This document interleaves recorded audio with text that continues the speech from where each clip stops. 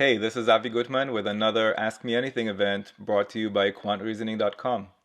I invite you to join me live next time. We do this every Saturday at 11 a.m. Eastern, and you can attend for free by starting your free trial at quantreasoning.com.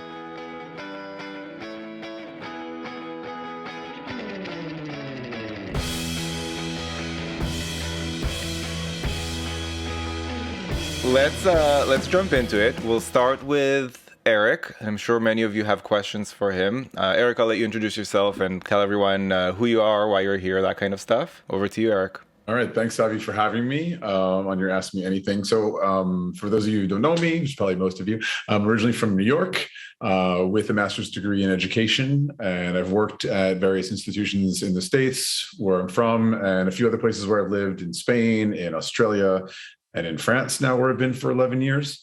All the while, kind of the common thread for me has been education, a lot of admissions and recruitment stuff, and coaching. So it's been about 20 years now in the various places. And when COVID hit, I made the pivot to full-time, to starting my own company called Candidate.Coach, where I work largely with MBA candidates, sometimes masters, but mostly MBA people, or people applying to get their MBA, to coach them through the whole application process, the whole researching and soul searching process, to going right through, resume or CV, depending on where you are, what you call it. It could be essays, references, networking, interviewing, the whole bit. So I work with people from all over the world. It's pretty cool. Thanks to modern technology like Zoom today. I have clients in Canada, in the US, in a few countries around Europe and the Middle East. So that's part of what I do. And the second thing that I'm doing is writing. I'm really excited about the fact that I've just published number 3 in the series. So I'm working on a series of books called Getting to an MBA. And the first one was Getting to an MBA in France. The second one came out in April this year, which is about the UK. And the third one's about the States. And that will be followed up with Canada, Spain, and kind of working our way around the world with all the countries that host top-ranked MBA programs.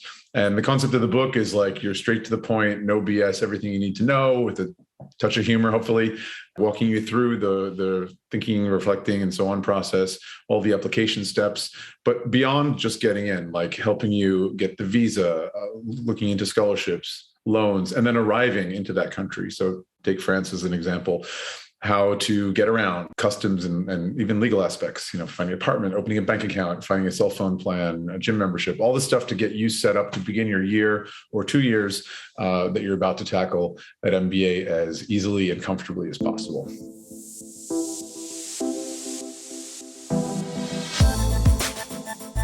The MBA is obviously about advancing your career, but it's really the betterment of yourself as a whole person. So I think it's very important to really think about what's important to you. What are your values? What drives you? First of all, find the right school that's going to, be the right fit for your career. Because obviously the MBA is very much about career. It's very much about a return on investment. It is a huge risk, but it's meant to be a calculated risk when you go through that research process.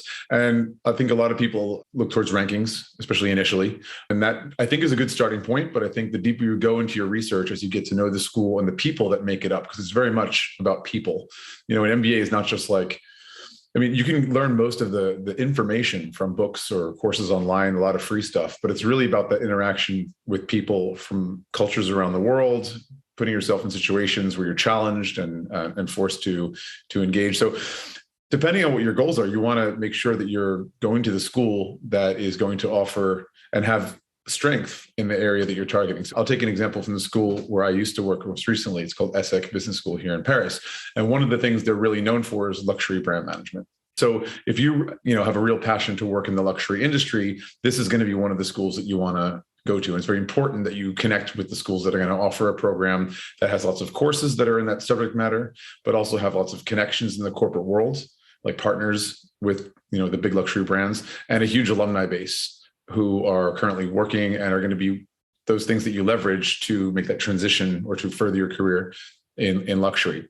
So this thing that I call the researching and soul searching process, it is about facts. It's about like market data, the criteria for the kind of students they're taking in and the class profile, all of that stuff, salary info, career reports, and all that good stuff, but also looking into yourself. And I think that's the part that a lot of people forget, to think about what's important to you. Because, if you start an MBA program, which is obviously going to be challenging. If you feel happy and supported and like you jive with the people there, I think you're going to be a whole lot more successful.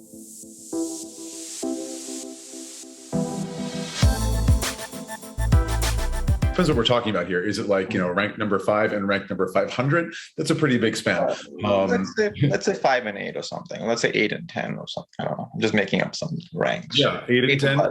Ranking is 100% irrelevant.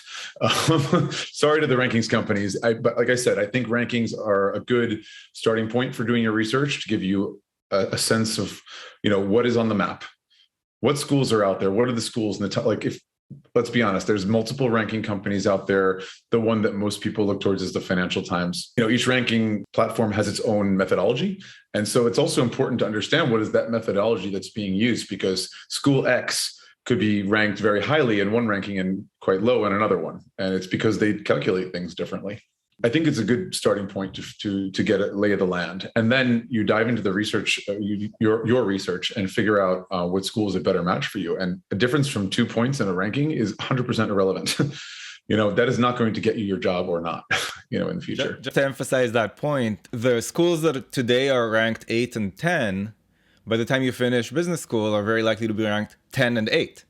In other words, they flip all the time. Right. So like Eric said, if you're looking at number 5 and number 500, that's one story. But if you're looking at two schools that are both in the top 20, the ranking really is irrelevant, I would say.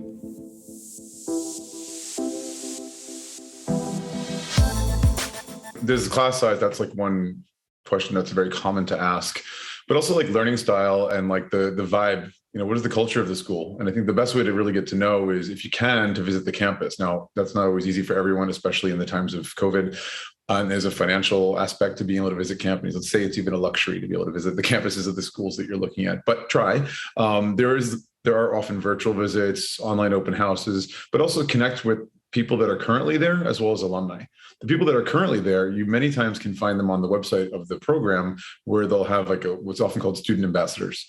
And these are students who they're either paid or not, but whatever, they offer their time to answer the questions that you might have. That's their role, besides being a student. And they're going to give you the most up-to-date window on what the school and what the program is about. Alumni are also in a unique and important position to talk to, because they know results. They can tell you concretely what the full experience of the program is, as well as what value it had in terms of their employment post-MBA. So both are very important to talk to as part of your process. Consider it your homework, and many schools will require that you do so in order to be eligible to apply.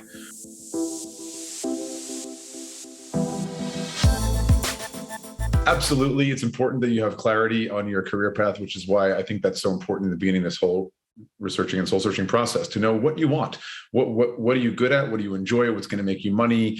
All of these things are very important. So yes, I think it's important to reflect. A couple of thoughts I have. I'm wondering how many years of experience you have, how old you are, when do you want to do your MBA? That will kind of play into the advice that I would give. That's your first job, is to figure that out. Now, I always tell people, you want to approach the application with your goals in mind, being specific, but also realistic. As specific as possible, so you can describe in detail, what are your goals, short, medium, and long-term, thinking through your career post-MBA. Because these schools, they don't want to make sure you can just get into the school and hack the classes, but that you're going to be successful beyond. They are trying to deliver something, or deliver you to something in a way. So it's important that you can articulate what it is you want. Because if you don't know what you want, they certainly can't help you. It becomes very complicated for you. You become a liability, actually, because then they're stuck with somebody who's lost and perhaps unemployable, and that doesn't look good for their stats. So it's about having this as clear as possible. It is also possible, I will say, to have multiple pathways in mind. Let's say you're thinking about, I'm just going to make it up, right? Finance, and you're also thinking about, marketing, whatever. So you have these are very different, but just go with the example. In your essays, talking about these two pathways and thinking through short, medium, and long-term goals in both cases. And that can take up a lot of real estate, a lot of space in your essays. You need to think about how you do that, but it is possible to approach that. If you do have a two-pronged approach, or a two possible goals you have in mind, I think it's important to be honest and say that these are the two things I'm thinking of, and here's why, and here's the progression that I anticipate for myself, and I'm choosing this school to apply to because you're strong in both of these areas. And I think in the in the first term, for example, I will, with career services and so on, be able to figure that out and have more clarity on that. But these are the two pathways I'm thinking. And you can even cite the fact that the current global economy is what has largely impacted your hesitation to go into supply chain. It's very up-to-date stuff. And that's not any surprise why, like, as soon as you said it, I was like, yeah, I think it's very important to think through that stuff and to be authentic about it in your essay and interview.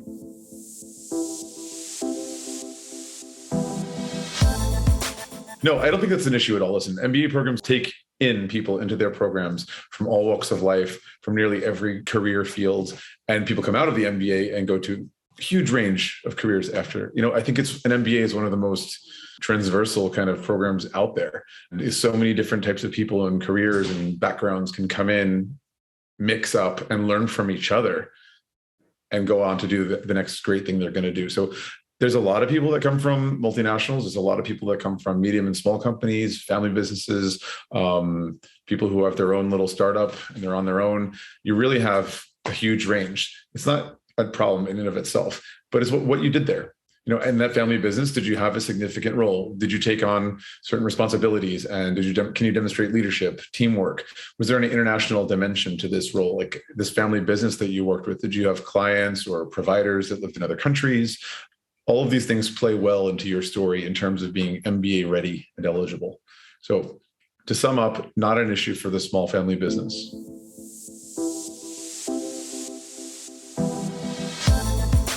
When you think about your career goals, I talked about timing of short, medium, and long term, but that is like in a matrix with what function are you targeting, in what sector or industry, and where. So geography is a piece, and where you want to end up, it does make sense. I'm not saying it has to be, but it does make sense that you do the MBA in the country that you're targeting to live and work in after the degree, because it obviously gets you a foot in the door.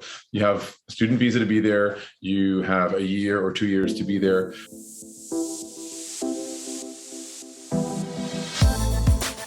Those program durations can vary.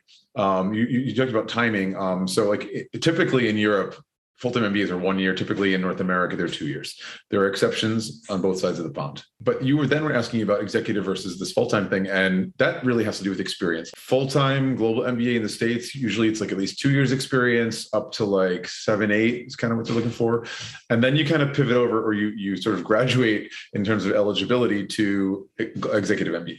But you might want to consider European MBA programs, which are, because they're 1 year, they often have a slightly older population, slightly more experienced age range for their participants in the program. So places like, UK, France, Germany, Spain, there's lots of fantastic MBA programs that are called full-time or global MBAs that you can do in just 1 year. So it's less opportunity cost. And 9 is not too much to experience often. There's an age question too, but we don't have to get into that there.